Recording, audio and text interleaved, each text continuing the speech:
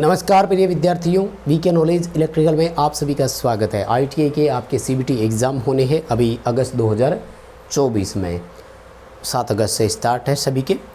ITI second year electrician वाले बच्चों के लिए हमने एक विशेष सीरीज़ स्टार्ट की है और वो सीरीज़ है परीक्षाओं में पूछे गए प्रश्न, यानी वर्ष 2021, 22, 23 पिछले 3 साल में जो आपके सीबीटी एग्ज़ाम हुए थे, पर डे जो शिफ्ट थी उसमें वो कौन से क्वेश्चन है जो सबसे ज़्यादा बार रिपीट हुए। यानी परीक्षाओं में पूछे गए प्रश्नों के साथ साथ मोस्ट रिपीटेड क्वेश्चन की ये सीरीज़ है। आपके लिए बड़ी हेल्पफुल है क्योंकि ये वो क्वेश्चन है जो हर साल हर एग्ज़ाम में आए हैं। उम्मीद है कि इस बार आपके भी पेपरों में यही चीज़ें होगी। तो पेपर से पहले हमारी इस सीरीज़ का हिस्सा बने और इन सीरीज़ में आपको जितने भी बताए जाएँ, 7-8 सीरीज़ हो पाएगी एग्ज़ाम तक, तो सभी सीरीज़ को आप ज़रूर देखना। बिल्कुल पेपर में क्वेश्चन पक्का फंसेंगे, ऐसे ही क्वेश्चन आने की पूरी संभावना है क्योंकि ये सीबीटी एग्ज़ाम में बार बार आए थे, इस बार भी आएंगे।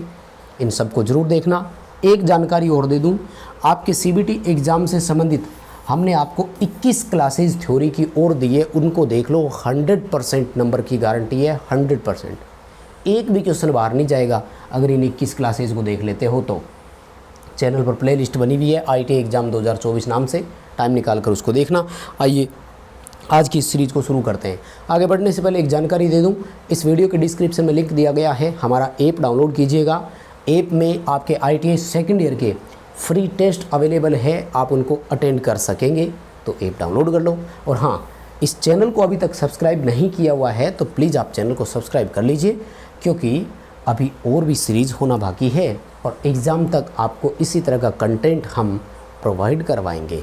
तो चैनल आपके लिए बड़ा सपोर्टिव है। आपके सीबीटी एग्ज़ाम में हम लेते हैं पास की गारंटी। अगर आप हमारी सारी क्लासेज को देखते हैं तो हम आपको 100% पेपर की गारंटी देते हैं। आइए शुरू करते हैं आज के पहले प्रश्नों से। माय डियर, सवाल पूछ रहा है कि अल्टरनेटर को किस में रेटेड किया जाता है। ये वो क्वेश्चन है जो हर दिन हर शिफ्ट में आता था। अब हर शिफ्ट में नहीं तो दिन की 2 शिफ्ट में ज़रूर। आपको याद होगा आपके सीबीटी एग्ज़ाम में पर डे 3 शिफ्ट होती है, याद है सबको।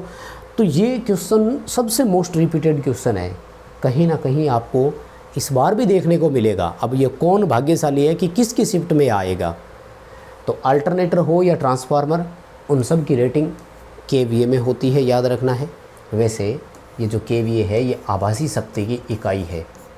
किसकी है?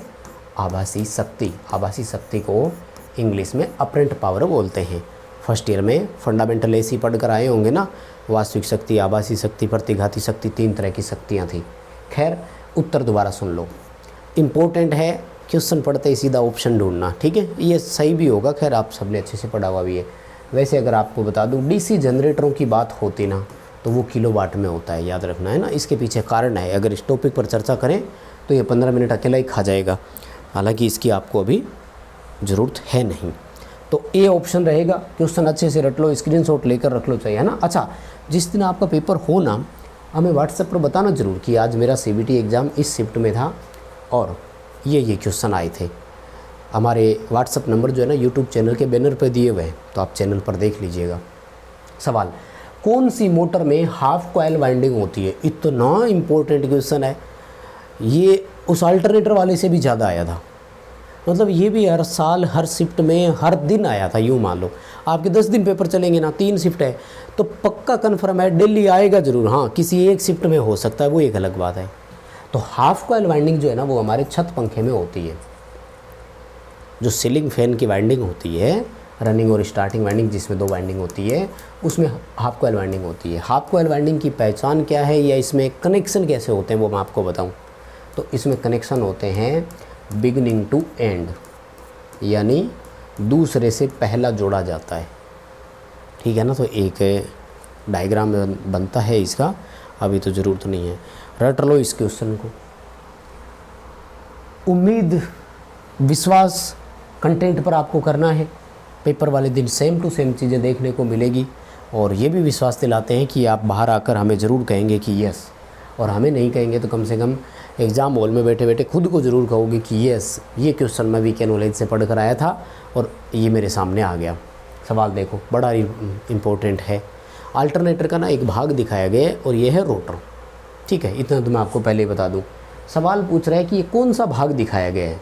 दरअसल स्टेटर जो है ना, ये तो होती है बाहरी बॉडी, उसके अंदर सिलिकॉन स्टील की कोर, फिर उसके अंदर वाइंडिंग, आगे किसी क्लास में होगा तो मैं बताऊंगा। एक्साइटर होता है जनरेटर, अलग से एक्साइट करने के लिए सप्लाई काम में लेते हैं। अल्टरनेटर या सिंक्रोनस मोटर, उसके रोटर होते हैं दो तरह के, एक को बोलते हैं सेलिएंट पोल रोटर और एक को बोलते हैं स्मूथ सिलेंड्रिकल पोल रोटर।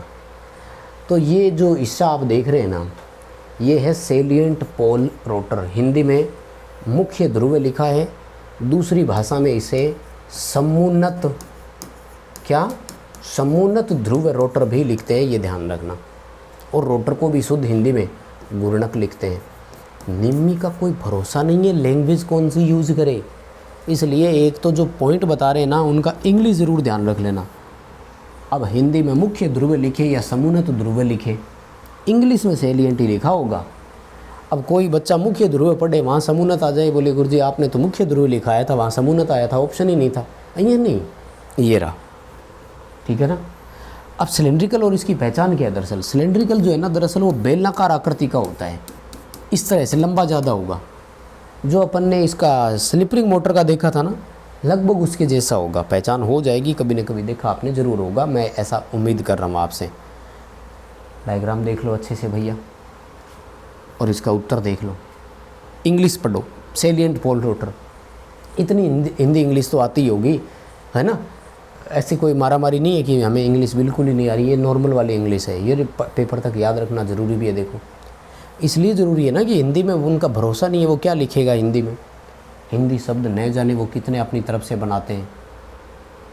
ठीक है, आ जाओ अगले सवाल पर। क्या पूछ रहा है, रेक्टिफायर डायोड में एलईडी को कन्वर्टर के रूप में क्यों अवॉइड किया जाता है। एलईडी है ना, पूरा नाम है लाइट इमिटिंग डायोड, इंडिकेटर के रूप में काम में लेंगे। रेक्टिफिकेशन करने के लिए, यानी एसी से डीसी करने के लिए एलईडी को कभी काम में नहीं लेंगे।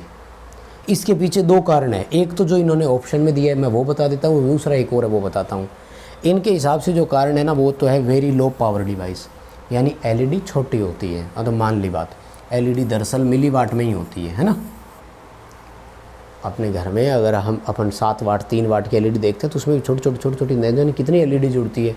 तो पहली चीज़ तो ये, तो एलईडी लोड सहन नहीं कर पाती। हमारा आउटपुट लोड तो किलोवाट तक जाता है, 1000 और 1000, कम से कम 1 मेगा का फ़र्क आ गया दोनों के बीच में। तो ये वाला सेकंड पॉइंट जो और इम्पोर्टेंट है ना, वो है एलईडी का पीक इन्वर्स वोल्टेज, वो मात्र 8 वोल्ट है। यानी रिवर्स ब्रेकडाउन वोल्टेज एलईडी का कोई ख़ास नहीं है, वो उसको सहन ही नहीं कर पाती है। हमारे जितने भी सामान्य डायोड है ना, वो सप्लाई वोल्टेज की पीक वैल्यू तक सहन कर जाते हैं या ऑब्जर्व कर जाते हैं। जैसे 240 वोल्ट है, तो इस 240 का पीक 1.414 यानी लगभग 350 वोल्ट तक ये आराम से सहन कर जाएंगे, जबकि एलईडी 8 वोल्ट से ज़्यादा रिवर्स में नहीं लेती। अब डायोड तो देखो फॉरवर्ड और रिवर्स दोनों में आता है। 240 वोल्ट सप्लाई पर आप लगाओगे, जैसे ही एलईडी रिवर्स वाइस में जाएगी नष्ट हो जाएगी, इसलिए एलईडी को नहीं लेते। बताओ कारण सहित उत्तर समझ में आया कि नहीं आया। बी उत्तर करना है, वेरी लो पावर डिवाइस। ठीक है श्रीमान, इस बात पर तो वीडियो पर लाइक बनती है कि नहीं बताऊँ।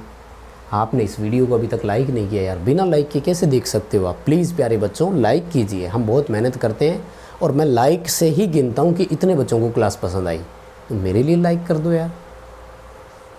ये रिप्लाई करने के लिए कि यस सर मुझे क्लास समझ में आई थी, इसके लिए लाइक वाला बटन दबा दो। कमेंट कर सको तो और अच्छी बात, सबके कमेंट्स पढ़ता हूँ मैं, किसको कितनी अच्छी क्लास लगी तो किया करो अप्रिशिएट। सवाल देखो श्रीमान जी, इसको भी पढ़ लो, ये भी आपके पेपर में पक्का होगा।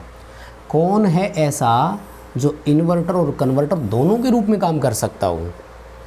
माय डियर, इन्वर्टर डीसी को एसी करने का काम करता है, याद है ना, और कन्वर्टर एसी को डीसी करने का काम करता है ना। तो ऐसी कौन सी मशीन है जो डीसी को एसी भी कर दे, एसी को डीसी भी कर दे। तो ये है हमारा दरअसल रोटरी कन्वर्टर। रोटरी कन्वर्टर का दूसरा नाम है सिंक्रोनस कन्वर्टर। ठीक है, सिंक्रोनस को हिंदी में बोलते हैं तुल्यकालिक और कन्वर्टर को हिंदी में बोलते हैं परिवर्तक या परिवर्तक, यानी कन्वर्ट करने वाला। तो आपको क्या करना है, डी उत्तर करना है, ठीक है ना। क्वेश्चन बहुत शानदार है और पिछली बार एग्ज़ाम में खूब आया था, तो मुझे तो पूरा भरोसा है इस बार भी आएगा जी। अगले क्वेश्चन पर आते हैं। देखो, पढ़ लेना, विश्वास कर लेना। और देखो, अगर आप इन मोस्ट रिपीटेड क्वेश्चन की सीरीज से ही सब कुछ चाहते हैं ना, तो आप पिछड़ जाएंगे। आप समय निकाल कर वो क्लासेज ज़रूर देख लेना, पिछली क्लासेज भी, क्योंकि मोस्ट रिपीटेड में क्या होता है कि हम वो ले रहे हैं जो क्वेश्चन ज़्यादा बार आया था, मतलब 2, 3, 4, 10 बार आपके एग्ज़ामों में अब तक आ चुका हो, वो क्वेश्चन लिए हैं हमने। देखो सवाल, हार्ड डिस्क ड्राइव के लिए किस प्रकार की सिंगल फेज मोटर का इस्तेमाल करते हैं। देखो, हार्ड डिस्क के अलावा अगर फैक्स मशीन का भी आपसे पूछे ना कभी भी, तो उसमें भी यही वाली मोटर है हमारी, इसका नाम है स्टेपर मोटर। दरअसल ये मोटर स्टेप्स में गति कर दी है। सिंगल फेज सिंक्रोनस मोटर का प्रकार है, स्टेप का एंगल होता है अलग अलग। जैसे मान लो 2 डिग्री का एंगल है, तो 360 डिग्री घूमने के लिए ये क्या करेगी, 180 स्टेप्स लेगी, ठीक है। और ये कहलाता है इसका रिजोल्यूशन। ये 2 डिग्री जो है ना, ये रिजोल्यूशन है। खैर, ये भर्ती परीक्षाओं में सवाल आते हैं, अभी इतना कंफ्यूज होने की ज़रूरत नहीं है। पहले सेकंड ईयर पास कर लो, फिर अपने अपने एग्ज़ामों की तैयारी करोगे। भी कोई UPPCL TG2 की करेगा, कोई दिल्ली मेट्रो की करेगा, कोई इसरो, कोई DRDO, तब ऐसे क्वेश्चन आपसे डिटेल में पूछे जाएंगे। अभी तो सिंपल सवाल आएगा। हार्ड डिस्क ड्राइव देखो तो स्टेपर मोटर ऑप्शन में ढूंढना शुरू कर दो। उत्तर स्टेपर मोटर है। सवाल समझ में आ रहा होगा, मानकर चल रहा हूँ समझ में आ रहा है ना, समझ में आ रहा है। यस और नो, ज़ोर से चिल्लाओगे थोड़ी, लाइक वाला बटन दबाओगे चुपके से, बस लाइक वाला बटन दबाओगे, समझ जाएंगे कि हाँ आपको समझ में अच्छे से आया। हाँ, डिस्क्रिप्शन में लिंक है, ऐप डाउनलोड करके ऐसे ही क्वेश्चंस की टेस्ट सीरीज है फ्री, उनसे टेस्ट की प्रैक्टिस ज़रूर करना पेपर से पहले। सवाल अगला, कौन सा परिवर्तक उपकरण ओवरलोड किया जा सकता है। ये भी बार बार आया था पिछली बार। ओवरलोड का मतलब क्या है, जिस पर हम रेटेड मान से ज़्यादा लोड डाल सकें। देखो, रोटरी कन्वर्टर, मोटर जनरेटर और मर्करी आर्क रेक्टिफायर, इनमें क्या होता है कि जनरली इस तरह से एक इन दोनों में तो प्रोटेक्टिव डिवाइस होती है जिसका नाम है ओवरलोड रिले। तो जैसे निर्धारित मान से ज़्यादा करंट जाएगा तो ये ट्रिप हो जाएगी, तो इनको तो ओवरलोड नहीं कर सकते। हमारे जो ओवरलोडिंग सिस्टम है ना, वो रेक्टिफायर यूनिट पर होता है, उसको हम ओवरलोड कर सकते हैं, यानी निर्धारित मान से ज़्यादा लोड उस पर डाला जा सकता है। हालांकि बहुत ज़्यादा तो इस पर भी नहीं डाल सकते, क्योंकि रेक्टिफायर जो है वो हेवी लोड करंट के कारण डायोड नष्ट हो जाएंगे। डायोड की इतनी कैपेसिटी नहीं होती ना, क्योंकि करंट ज़्यादा चलेगी तो देखो क्या होगा, हीट होगी। और सेमीकंडक्टर डिवाइस की सबसे बड़ी कमज़ोरी है कि वो ताप के प्रति बड़े सेंसिटिव होते हैं, ताप संवेदनशील होते हैं। जैसे ही ओवर हीट होंगे तुरंत नष्ट। इलेक्ट्रॉनिक कंपोनेंट की सबसे बड़ी कमज़ोरी यही है कि वो तापमान को सहन नहीं कर पाते। हालांकि वो लो वोल्टेज ऑपरेटिव है, काम बड़ा फास्ट होता है, एक्यूरेसी बहुत है, लेकिन एक प्रॉब्लम तो है। देखो, लाभ और हानियाँ वो फिर सबकी होती है। सवाल, टेबल फैन में किस प्रकार की मोटर होती है। देखो, छत पंखा हो या टेबल फैन हो, अगर कभी भी आपको परमानेंट कैपेसिटर मोटर ऑप्शन में दिखाई दे रही है तो वही करेंगे। हालांकि इसका बैकअप ऑप्शन और होता है, वो भी बता दूं, वो है शेडेड पोल मोटर।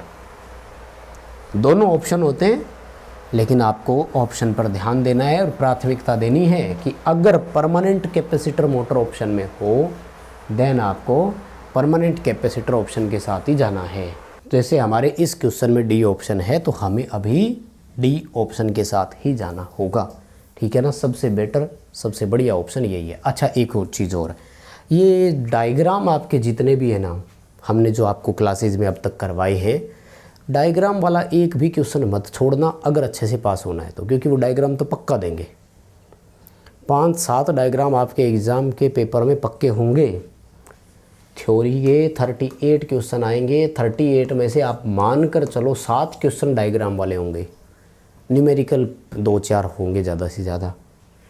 तो श्रीमान, इस डायग्राम को अच्छे से पढ़ लो, और ज़्यादा कुछ नहीं है। ए ऑप्शन है इसका ब्रशलेस अल्टरनेटर, इसमें एक्सप्लेन करने वाला कुछ भी नहीं है, पहचान आपको हो ही जाएगी। क्योंकि जब एक्साइटर साथ में लगता हो ना अल्टरनेटर के आर्मेचर के साथ, तो वो ब्रशलेस होता है, क्योंकि ये एक्साइटर यहीं से इसको डीसी देना शुरू कर देगा। तो प्लस और माइनस की तारें फिक्स कर दी, इसका आर्मेचर घूम रहा है, इसका एक्साइटर, दोनों एक ही शाफ्ट से जुड़े हुए हैं। अपने थर्मल पावर प्लांट में यही वाला है। आप कहोगे तो मैं कभी ब्रुसलेस एक्साइटर की फ़ोटो खींचकर टेलीग्राम पर डाल दूंगा, है ना। टेलीग्राम का भी लिंक डिस्क्रिप्शन में है, ज्वाइन करके रखो, है ना। सूचनाओं से अपडेटेड रहना है तो, है ना। देखो क्वेश्चन देखो नेक्स्ट, मोटर जनरेटर सेट का लाभ क्या है। एमजी सेट होता है ना, क्या करता है, मोटर को चलाते हैं, मोटर जनरेटर को चलाती है और जनरेटर हमें आउटपुट देता है। दरअसल एसी से डीसी रूपांतरण होता है, ये कन्वर्टर की एक विधि है।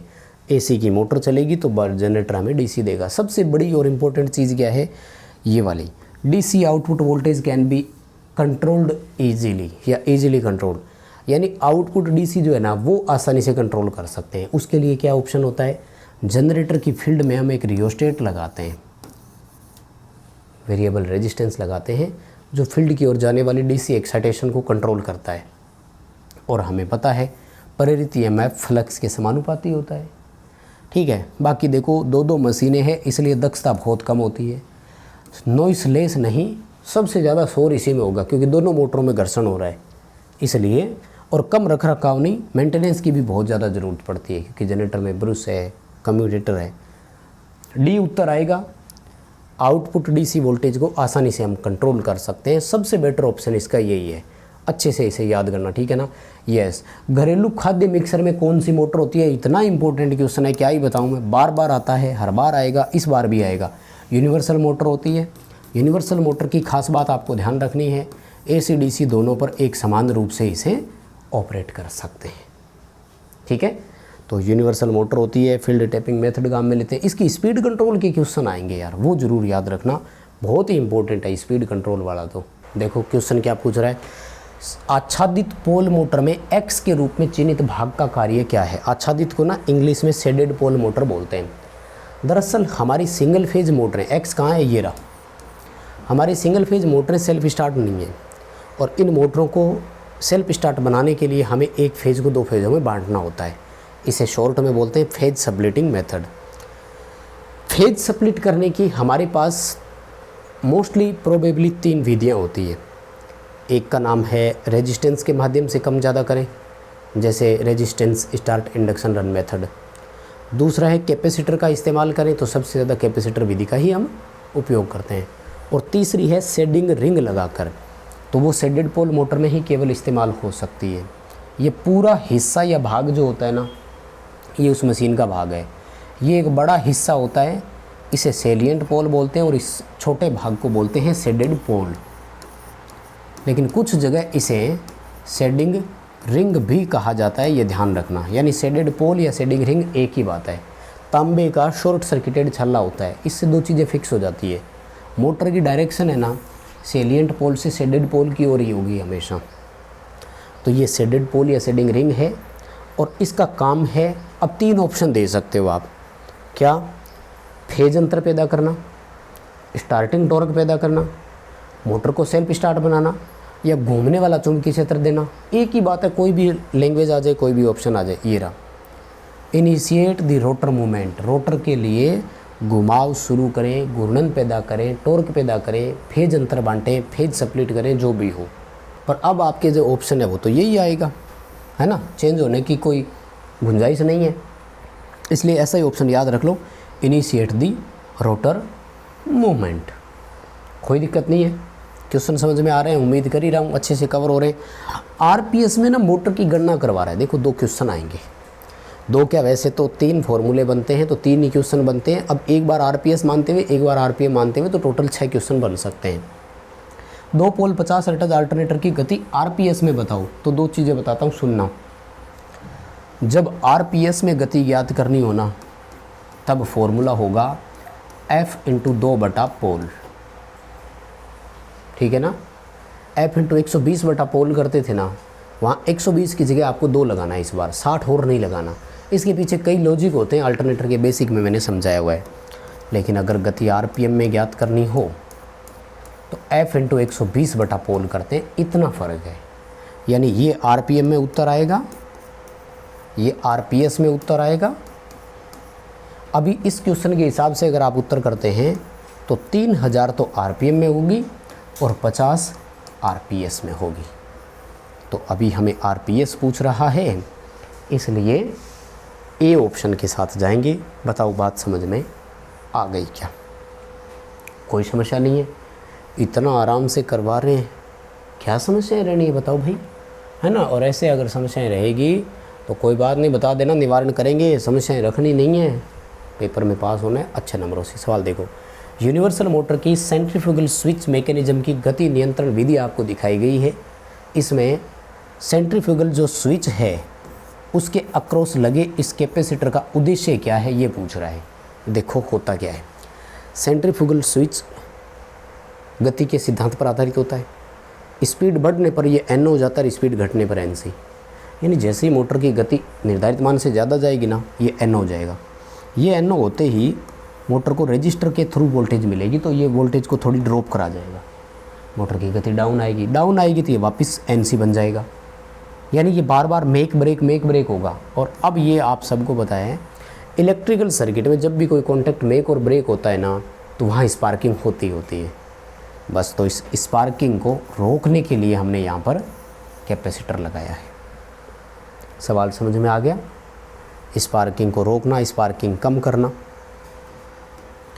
Reduce the spark on contact, switch के संपर्कों पर, स्विच के कॉन्टैक्ट पर स्पार्किंग को कम करना। राइट? फंडा clear?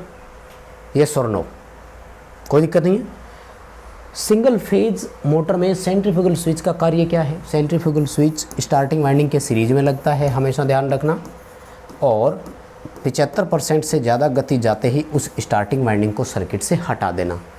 Isolate the starting winding, remove the isolating winding या ब्रेक द स्टार्टिंग वाइंडिंग। ठीक है ना, ये रहा break the starting winding. Starting winding का दूसरा नाम ऑक्सिलरी वाइंडिंग भी है, ध्यान रखना।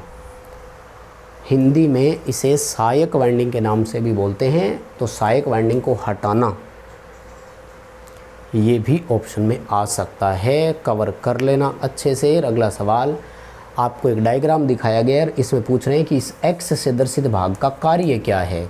श्रीमान जी, ये है कम्यूटेटर, और कम्यूटेटर क्या करता है हम सबको पता है, कम्यूटेटर एसी को डीसी करने का काम करता है। बताओ बात समझ में आई क्या?